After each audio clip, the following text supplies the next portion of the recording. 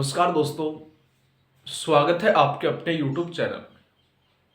दोस्तों आज हम करेंगे fire hose question practice set 3। तो उससे पहले चैनल पर नए हैं तो एक बार सब्सक्राइब का बटन जरूर दबा दें। वीडियो अच्छी लगे तो लाइक करें, कमेंट करें, शेयर करें और वीडियो अच्छी ना लगे तो डिसलाइक करके जा सकते हैं। तो चलिए फ्रेंड्स, अधिक समय ना लेते हुए टॉपिक को शुरू करते हैं।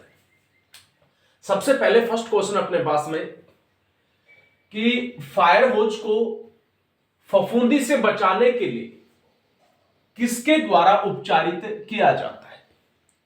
ऑप्शन ए है sodium chloride, option B zinc chloride, option C दोनों, ऑप्शन नंबर डी है इनमें से कोई नहीं। तो इन चार ऑप्शन में आपको आंसर को टिक करना है कि फायर होज जब खराब हो जाता है फफूंदी से, तो उसी दौरान उसे फफूंदी से बचाने के लिए होज को किसके द्वारा उपचारित किया जाता है। तो 2 सेकंड आपके लिए, फिर उसके बाद में हम क्वेश्चन को करेंगे। आंसर जो होगा इसके अंदर है option number B, zinc chloride.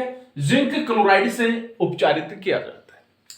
Second question की तरफ बढ़ते हैं। सेकंड क्वेश्चन अपने पास में कि फायर होज को फफूंदी से बचाने के लिए फ्लैक्स को जिंक क्लोराइड से उपचारित किया जाता है ताकि उसके अंदर लचीलापन व नमी आ सके। तो इस उपचार को किस नाम से जाना जाता है? वो तो उसने पूछा कि फायर जो होज है उसमें जब फफूंदी लग जाती है तो उसको उपचारित करने के लिए हम जिंक क्लोराइड का यूज लेते हैं। लेकिन इसमें क्वेश्चन में पूछा गया कि फायर होज जो है उसमें फफूंदी से बचाने के लिए फ्लैक्स को जिंक क्लोराइड से उपचारित किया जाता है ताकि उसके अंदर लचीलापन या और जो नमी है वो आ सके। तो इस उपचार को किस नाम से जाना जाता है? इसे उपचार के बारे में उसने पूछा है कि उस उपचार को किस नाम से जाना जाता है। ऑप्शन ए है एवरेजन, ऑप्शन बी है फफूंद, ऑप्शन सी है वर्नाटाइजिंग और ऑप्शन नंबर डी है शोक आकस्मिक। इन चार ऑप्शन के अंदर आंसर आपको डिसाइड करना है कि कौन सा इस क्वेश्चन का आंसर होगा। तो 2 सेकंड के बाद में फिर हम इस क्वेश्चन को करेंगे। तो इस क्वेश्चन का जो आंसर होगा वो option number C, option number C वर्नाटाइजिंग कहलाता है। ठीक है ना। जब होज खराब हो जाता है और उस होज को फफूंदी लगने के पश्चात में उसको जिंक क्लोराइड से उपचारित किया जाता है और ताकि उसके अंदर नमी या फिर लचीलापन आ सके। तो इस उपचार को ही हम किसके नाम से, वर्नाटाइजिंग के नाम से जानते हैं। ठीक है। नेक्स्ट क्वेश्चन की तरफ बात करते हैं। नेक्स्ट क्वेश्चन है होज में कई दिनों तक पानी भरा होने से होज खराब हो जाता है, किसके कारण? ऑप्शन ए एवरेजन से, ऑप्शन बी शोक आकस्मिक से, ऑप्शन सी फफूंदी से और ऑप्शन नंबर डी है इनमें से कोई नहीं। बहुत बार फायर जो होज है वो सर्दी के समय अच्छे तरीके से नहीं सूख पाता या फिर उसके अंदर कई दिनों तक पानी भरा हो जाता है तो उसके अंदर होज जो है वो धीरे धीरे जो रेसे हैं वो खराब होना शुरू हो जाते हैं। तो किसके कारण होज खराब होता है? तो इन चार ऑप्शन में से आंसर को हमें टिक करना है। तो आंसर जो होगा ऑप्शन नंबर सी फफूंदी के कारण। क्या? ऑप्शन नंबर सी फफूंदी के कारण। जब सर्दी के समय फायर होज अच्छे से नहीं सूख पाता तो उसके अंदर धीरे धीरे सफेद फफूंदी लगना शुरू हो जाती है। हम बोल सकते हैं काई जो है वो लगना शुरू हो जाती है। ठीक है। तो आंसर होगा इसका option number C. Next question की तरफ ले चलते हैं। नेक्स्ट क्वेश्चन अपने पास में कि डिलीवरी होज का स्टैंडर्ड टेस्ट कितने समय के अंदर किया जाता है? ऑप्शन ए 5 वर्ष में, ऑप्शन बी 4 वर्ष में, ऑप्शन सी 3 वर्ष में और ऑप्शन नंबर डी है 1 वर्ष में। तो डिलीवरी होज का स्टैंडर्ड टेस्ट कितने समय के अंदर किया जाता है? आंसर माइंड के अंदर आ चुका होगा। तो आंसर होगा इसके अंदर ऑप्शन नंबर डी, डिलीवरी होज का स्टैंडर्ड टेस्ट 1 वर्ष के अंदर किया जाता है। नेक्स्ट क्वेश्चन है अपने पास में कि 50 फीट जो डिलीवरी होज है उसका प्रयोग कहां पे किया जाता है? ऑप्शन ए सामान्य आग पर, ऑप्शन बी गांव की आग पर, ऑप्शन सी फोम टेंडर में, option number D TTL ladder के अंदर। तो जो 50 फीट फायर होज है उसका यूज हम कहां पे करते हैं? सामान्य आग के ऊपर, गांव की आग पर, या वाटर टेंडर में, ऑप्शन सी फोम टेंडर में, ऑप्शन नंबर डी है टीटीएल लैडर में। तो इन चार ऑप्शन के अंदर आपको आंसर को डिसाइड करना है कि 50 फीट डिलीवरी होज का प्रयोग कहां पे किया जाता है। तो इसका आंसर जो होगा ऑप्शन नंबर ए, सामान्य आग के ऊपर 50 फीट डिलीवरी होज का प्रयोग लिया जाता है। नेक्स्ट क्वेश्चन की तरफ बढ़ते हैं। नेक्स्ट क्वेश्चन अपने पास में कि 75 फीट जो डिलीवरी होज है उसका प्रयोग कहां पे किया जाता है? अभी 50 फीट के बारे में बात की और इसमें अब नेक्स्ट क्वेश्चन में है कि 75 फीट जो डिलीवरी होज है उसका प्रयोग कहां पे करते हैं। ऑप्शन वही है सामान्य आग पर, गांव की आग पर, फोम टेंडर में, या टीटीएल लैडर। तो 75 फीट जो डिलीवरी होज है उसका प्रयोग लिया जाता है ऑप्शन नंबर बी, गांव की आग पर। इसकी गांव की आग पर, या फिर गांव की आग ना दे करके लिख सकता है आपको वाटर टेंडर, वाटर टेंडर। ठीक है, तो दोनों ऑप्शनों में जो भी होगा वो हम देख लेंगे। गांव की आग के ऊपर 75 फीट जो डिलीवरी होज है उसका प्रयोग लिया जाता है और साथ ही जो वाटर टेंडर है उसके अंदर भी ये रखा होता है।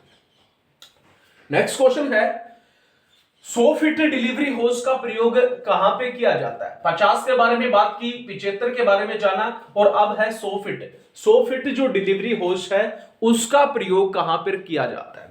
ऑप्शन ए वही है सामान्य आग, बी वाटर टेंडर, सी फोम टेंडर और ऑप्शन नंबर डी है टीटीएल लैडर।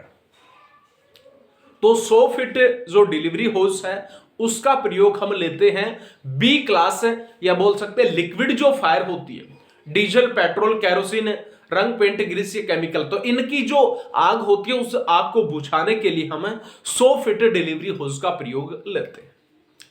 और 100 फीट जो डिलीवरी होज है वो रखा जाता है फोम टेंडर के अंदर। इसमें foam tender, option number C is the right answer. Foam tender के अंदर जो 100 फीट डिलीवरी होज है उसका प्रयोग लिया जाता है। नेक्स्ट क्वेश्चन है कि 120 फीट जो डिलीवरी होज है उसका प्रयोग कहां पे लेते हैं? सामान्य आग, वाटर टेंडर, फोम टेंडर और टीटीएल लैडर। इन चार ऑप्शन में से हमें चेक करना है कि 120 फीट डिलीवरी होज का प्रयोग हम कहां पे करते हैं। तो आंसर जो होगा वो option number D, TTL. TTL बहुत बार पूछा जाता है टीटीएल। टीटीएल की फुल फॉर्म भी लिख लेंगे, turn table ladder. Turn table ladder के नाम से जिसको जाना जाता है। ठीक है, तो टीटीएल जो लैडर है उसके अंदर 120 फीट डिलीवरी होज का प्रयोग लिया जाता है। लेकिन शर्त इसके अंदर एक होती है कि जो टीटीएल लैडर के अंदर 120 फीट डिलीवरी होज यूज में लिया जाता है, ठीक है ना, उसके अंदर किसी भी प्रकार का जो जोड़ है कपलिंग का वो नहीं होना चाहिए। क्योंकि जब भी उसे टीटीएल लैडर के अंदर एक होता है मेन पार्ट और दूसरा होता है एक्सटेंडिंग पार्ट। जब वो मेन पार्ट से एक्सटेंडिंग पार्ट खुलता है तो उस दौरान होज भी उसके साथ में खिंचाव करेगा, और या फिर उसको जब सिमेटा जाता है तो मेन पार्ट के अंदर एक्सटेंडिंग पार्ट समा जाता है। तो जब भी उसको जो है बंद किया जाता है तो उस दौरान फायर होज की जो कपलिंग्स जो होती हैं, लग्स होते हैं, उसके अंदर फंस जाएंगे, जिसके कारण होज जो है वो खराब हो जाता है। तो इसी कारण से उसके अंदर 120 फीट जो डिलीवरी होज है उसका यूज लिया जाता है ताकि उसमें किसी भी प्रकार की कपलिंग, लग्स वगैरह ना लगा। नेक्स्ट क्वेश्चन की तरफ बात करते हैं। नेक्स्ट क्वेश्चन अपने पास में कि फायर होज को पंचर होने पर किसके द्वारा उपचारित किया जाता है? ऑप्शन ए है होज गेटर, ऑप्शन बी पट्टियों से, ऑप्शन सी रफ्फू पंचर से और ऑप्शन नंबर डी है उपरोक्त सभी से। तो इन चार ऑप्शन में से हमें आंसर को टिक करना है कि फायर होज जब पंचर हो जाता है तो उस दौरान हमें किसके द्वारा उपचारित करना चाहिए। ठीक है, तो आंसर होगा ऑप्शन नंबर डी, उपरोक्त सभी से फायर होज को उपचारित किया जाता है। नेक्स्ट और लास्ट क्वेश्चन है आपके लिए कि फायर होज खराब होता है ऑप्शन ए रंग पेंट से, ऑप्शन बी ग्रीस से, ऑप्शन सी केमिकल से और ऑप्शन नंबर डी है उपरोक्त सभी से। तो ये जो क्वेश्चन है वो आपको कमेंट सेक्शन के अंदर बताना है कि फायर होज किसके माध्यम से खराब होता है, रंग पेंट से, ग्रीस से, केमिकल से या फिर उपरोक्त सभी से। तो इन चार ऑप्शन में हमें आंसर को सिलेक्ट करना है। एक पीछे का क्वेश्चन छूटा हुआ था कि बाने के अंदर धागों की संख्या कितनी होती है, तो वो भी लिख लेंगे 10 से 24, ठीक है, 10 से 24 बाने के अंदर धागों की संख्या होती है। और इस क्वेश्चन का आंसर नेक्स्ट प्रैक्टिस सेट के अंदर हमें जानेंगे। तो आज के लिए इतना ही, तब तक के लिए जय हिंद जय भारत।